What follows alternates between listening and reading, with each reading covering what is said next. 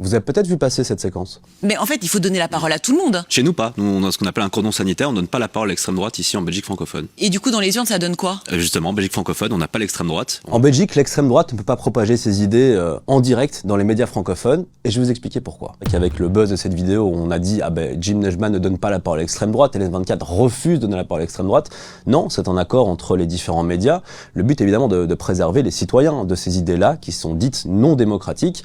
Donc ce n'est pas ma décision, c'est une décision collégiale entre les différents partis, et puis il y a une décision qui est prise aussi au niveau politique de ne pas collaborer avec ces partis-là. La raison elle est simple, ces partis ont très souvent des programmes qui tournent autour de la xénophobie, de la discrimination et du racisme, et ça donc pour nous, médias, c'est totalement impossible de donner écho à ces idées-là au vu du danger que ça peut justement représenter. Il y a une règle très simple chez nous qui s'appelle le cordon sanitaire médiatique, c'est une règle pour ne pas laisser la parole de l'extrême droite en direct. Donc vous ne verrez jamais ces gens-là s'exprimer dans les débats ici en Belgique. Par contre, c'est vrai qu'on a l'autorisation de passer des extraits en différé pour bien pouvoir mettre en contexte justement ce qui est dit. On a eu l'occasion, nous, d'interviewer Marine Le Pen, Éric Zemmour, ce qu'on a toujours refusé par exemple. Si un jour on était amené à le faire, ça n'arrivera pas de sitôt, je vous le dis, mais si on devait le faire, effectivement, on devrait couper des bouts d'interview, expliquer les questions qui ont été posées, expliquer les réponses et venir aussi avec des éléments chiffrés pour parfois aussi contrecarrer ce discours qui souvent est basé sur des mensonges. En tout cas, tout ce que je vous dis, c'est factuel. Je suis pas en train de dire qu'il y a le bien et le mal. C'est une règle qui a été mise au point dans les années 90, qui a aussi évolué avec le temps, avec certaines questions qui émergent aujourd'hui. Il n'y a pas de loi qui stipule qu'on ne peut pas collaborer politiquement avec l'extrême droite. Il n'y a pas de loi qui nous interdit de donner la parole justement aux membres d'extrême droite, mais c'est vraiment un accord tacite entre différents médias et puis entre différentes formations politiques. Il n'y a pas vraiment de sentiment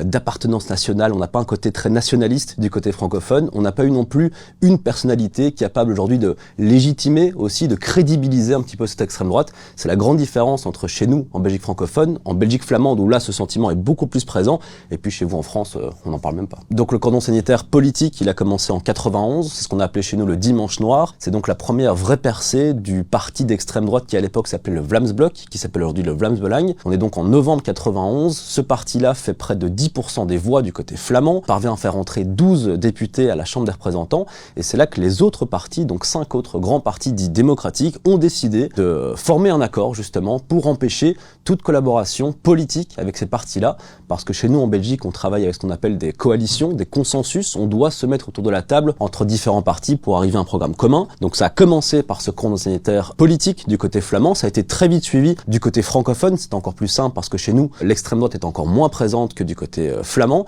et puis par la suite, eh bien, ce sont les médias qui ont décidé, pour éviter tout dérapage en direct, toute insulte, tout appel à la haine raciale, à la discrimination et au racisme, eh bien d'interdire de donner la parole aux membres d'extrême droite en direct. Alors en période électorale, on est d'autant plus prudent. En fait, c'est très simple, on n'y pense même pas tellement c'est naturel chez nous de ne pas donner la parole à l'extrême droite. On fait partie d'un grand groupe qui a aussi de la presse quotidienne, une radio, des magazines aussi. Pour la faire très court, on serait une sorte de mélange entre LCI, BFM et France 5. C'est un petit peu ce qu'est justement LN24 aujourd'hui. Il y a évidemment certaines discussions qui s'opèrent parfois en rédaction. On a eu par exemple un parti qui est dit nationaliste flamand, qui est plutôt à droite, où ils ont eu justement un représentant côté francophone, et on a dû décider, nous, au sein de la rédaction, si on désirait ou pas lui donner la parole à cette personnalité-là, et on a décidé, avec la concertation des autres rédactions, de ne pas le faire, parce qu'on estimait que cette personnalité pouvait justement dépasser ses limites dites démocratiques, avec de la xénophobie, de la discrimination, ou encore du racisme. Est-ce qu'il est trop tard aujourd'hui pour l'implémenter chez vous? Je pense que oui. Vous êtes tellement habitués, en fait, à voir des Marine Le Pen, des Éric Zemmour émerger dans le débat public, les voir débattre, les voir exprimer leurs idées, que je pense qu'il est trop tard. Maintenant, dans le reste de l'Europe, je pense qu'il y a certains pays, peut-être nordiques, qui pourraient encore le faire aujourd'hui. Maintenant, c'est vrai que nous, on l'a fait en 91, au moment où justement on était conscient de ce danger-là. Là, je pense malheureusement que pour vous, Français, c'est déjà trop tard.